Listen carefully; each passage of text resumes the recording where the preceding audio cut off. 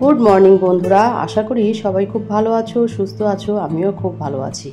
নতুন একটা সকালে শুরু হয়েছে। সকালে উঠে তো ঘরের সমস্ত কাজ টাজ করে নিয়েছি।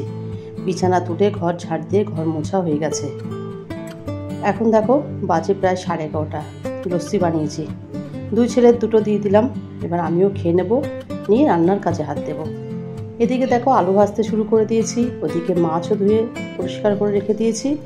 রান্না বান্না চলছে। এই গরমের মধ্যে রান্না করা যে কি বড় কঠিন কাজ, সেটা যারা রান্না করে তারাই বুঝতে পারবে। মাছও ভেজে নিচ্ছি। আজকে শুধু মাছের ঝোল করব। দেখো তেলের মধ্যে গোটা জিরে আর তেজপাতা ফোড়ন দিয়ে দিলাম। এটা কিছুক্ষণ নাড়াচাড়া করার পরে এর মধ্যে আগে থেকে বেটে রাখা টমেটো আর পেঁয়াজ, কাঁচা লঙ্কা বাটা সেটাই দিয়ে দিলাম। এটা দিয়ে একটু কষাতে থাকবো। এটা থেকে যখন তেল ছেড়ে আসবে এর মধ্যে সমস্ত গুঁড়ো মশলা দিয়ে দেব। লবণ, হলুদ গুঁড়ো, ধনে গুঁড়ো, জিরে গুঁড়ো, লঙ্কা গুঁড়ো সমস্ত কিছু দিয়ে আবারও কিছুক্ষণ কষিয়ে নেব। কষানোটা ভালো করে কষতে হবে, যেহেতু মাছের ঝোল করছি। তো দেখো আমার প্রায় কষানো হয়েও গেছে, তেলও ছেড়ে দিয়েছে। এবার এর মধ্যে পরিমাণ মতন জল দিয়ে দেব। জল দিয়ে ফুটতে দেব, দিয়ে ভেজে রাখা মাছগুলো দিয়ে দিলাম। ব্যাস, তৈরি হয়ে গেল আমার মাছের ঝোল। এই গরমের মধ্যে রান্না বান্না করাটা না ভীষণ কষ্ট। মাছ তো রেডি করে নিলাম, চলো এবার তোমাদেরকে রান্না বান্নাগুলো দেখিয়ে নিই। এখানে তো আছে ভাত, কয়েকটা মাছ ভাজা রেখেও দিলাম, ডাল করেছি, আর আছে মাছের ঝোল, সঙ্গে তো আলু ভাজা আছেই। এই হলো আজকে আমাদের লাঞ্চ মেনু। রান্নাবান্না সমস্ত টেবিলে নিয়ে চলে এলাম। আর এদিকে গ্যাসও পরিষ্কার করে নিয়েছি, মানে রান্নাঘরটা পুরোপুরি পরিষ্কার করা হয়ে গেছে। এবার তো স্নান করে খাওয়া দাওয়ার পালা। এখন কিন্তু বিকালবেলা দেখো আম ভর্তা বা কাঁচা আম মেখেছি। কিভাবে বানিয়েছি সেটা তোমরা আমার শর্ট ভিডিওতে দেখতে পাবে। এদিকে দেখো আমরা নিয়ে বসে গেছি, আমি আর আমার দুই ছেলে। ভীষণ টেস্টি। আর এই গরমকালে আম মাখা খেতে তো দারুণ লাগে। খেতে খেতে আম মাখাটা পুরোটা শেষই হয়ে গেল।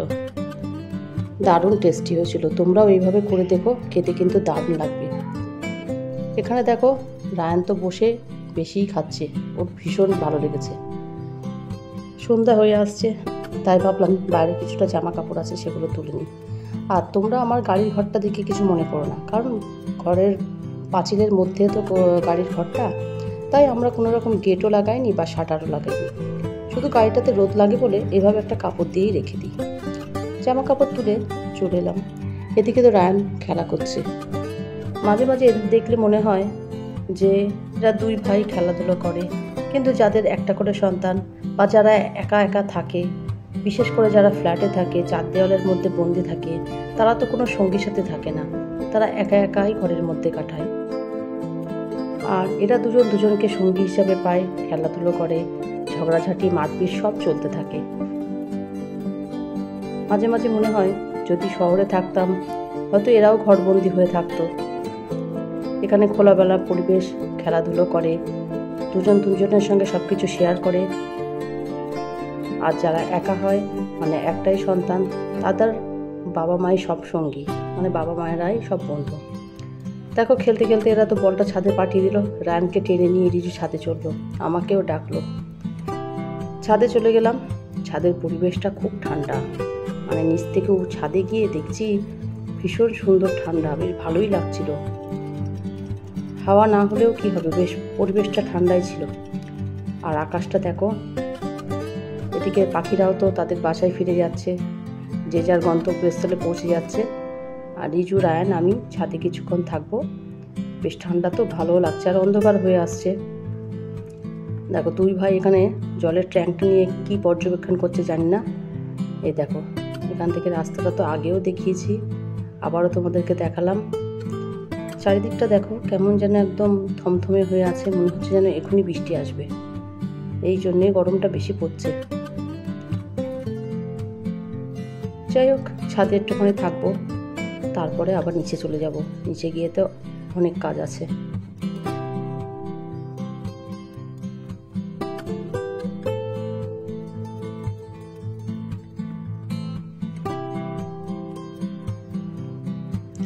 চলে এলাম নিচে এসে রায়ানকে পড়াতে বসিয়েছি। আর দুদিনের জামা কাপড় জড়ো হয়েছিল, তাই ভাবলাম জামা কাপড়গুলো একটু ভাঁজ করে নিই। অনেকটাই জামা কাপড় ভাঁজ করা খুব আলস্যর কাজ। তোমাদেরও কি এরকম মনে হয়? জামা কাপড় জমতে জমতে পাহাড় হয়ে যাচ্ছে, তাই ভাবলাম আজকে আর এভাবে রাখবো না। আজকে জামা কাপড়টা একদম পরিষ্কার করে গুছিয়ে ভাঁজ করে তুলে ফেলবো। জামা কাপড় ভাঁজ করার পরে আমি ঘরটাকে খুব ভালো করে ঝাড় দিয়েছিলাম, সেগুলো আর তোমাদের সঙ্গে শেয়ার করলাম না। জামা কাপড়গুলো ভাঁজ করে নিয়ে জায়গায় রেখে নিই। তারপরে তো রাতের ডিনার বানাতে হবে, এদিকে ওদের পড়াশোনাও চলছে।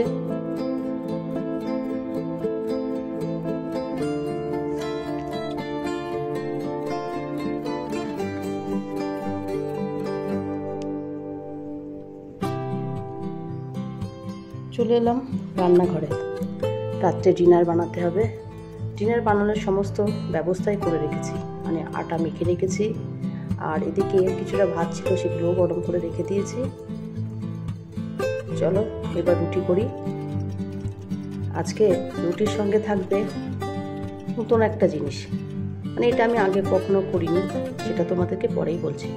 আগে রুটিগুলো করে নিই ঝটপট করে, তারপরে দেখাচ্ছি কি করব।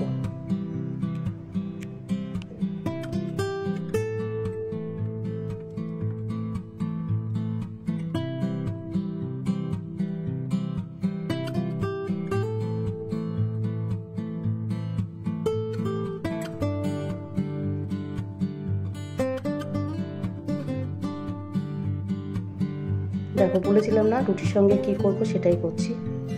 কিছুই না, একটা সহজ পদ্ধতি। যেভাবে ডিম ভুজিয়া করে, পেঁয়াজ কুচি, কাঁচা লঙ্কা কুচি দিয়ে, নুন হলুদ দিয়ে ডিমের ভুজিয়া করব। আর দুপুরবেলা তোমরা দেখেছিলে আমি আলু ভেজেছিলাম। দুপুরবেলা কিন্তু পাঁপড়ও ভেজেছিলাম, তাই পাঁপড় ভাজা ডাল দিয়ে খাওয়া হয়েছে। আলুটা আর কেউ খায়নি, মানে আলু ভাজাটা। এবার ডিম ভুজিয়াটা করার পরে সেই আলুটা, মানে ভেজে রাখা আলুটা ডিম ভুজিয়ার সঙ্গে মিশিয়ে দিয়ে একটা নতুনত্ব ছটপট একটা খাওয়ার জিনিস। খেতে কিন্তু ভালোই হয়েছিল, মানে দুরকম ভাজা একসঙ্গে মিশিয়ে। এবারে দেখো খাবার দাবার রেডি করে নিয়েছি, ওদের খাওয়া হয়ে গেছে। এবার আমি আমারটা নিয়ে নিলাম। আজ আর ভিডিওটা বড় করলাম না, আজ তাহলে এই পর্যন্ত। আমার ভিডিওটা যদি তোমাদের ভালো লেগে থাকে, please like, comment, share and subscribe করো। সবাই আমাকে সাপোর্ট করো, আমাকে এগিয়ে যাওয়ার জন্য উৎসাহিত করো। সবাই খুব ভালো থেকো, সুস্থ থেকো। দেখা হবে অন্য কোনো নতুন ভিডিও নিয়ে। Good night.